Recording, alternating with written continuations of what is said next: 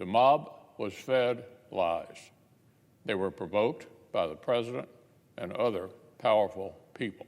That was now Senate Minority Leader Mitch McConnell this past week on the insurrection that occurred at the Capitol on January 6th. The ayes are 232. The nays are 197. The House drew up the single article of impeachment shortly thereafter, saying the president incited an insurrection. A local political science professor says the argument for conviction in the Senate is easier with this impeachment.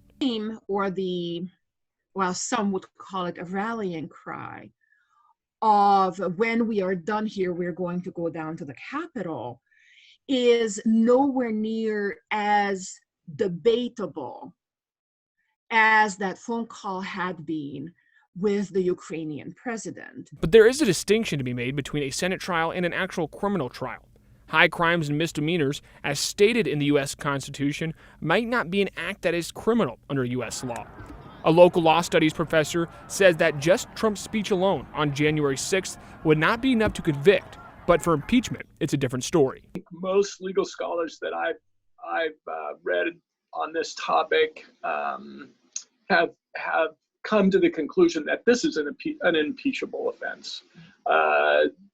Remember that impeachment is much different than a criminal trial. Dr. Tusshaus brought up Brandenburg versus Ohio in 1969, in which a KKK member called for violence at the Capitol while he was at a Klan meeting in Ohio.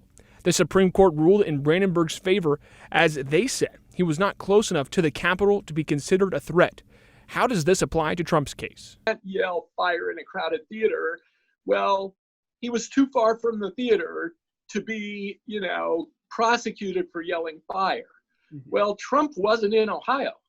Trump was down the street at the ellipses of the White House, if I recall. If Trump is convicted in the Senate, he could lose his ability to run for federal office, lose his pension and Secret Service detail. It appears more evidence is needed if action were to be taken in a federal or state court of law. Zach Fisher, News Press Now.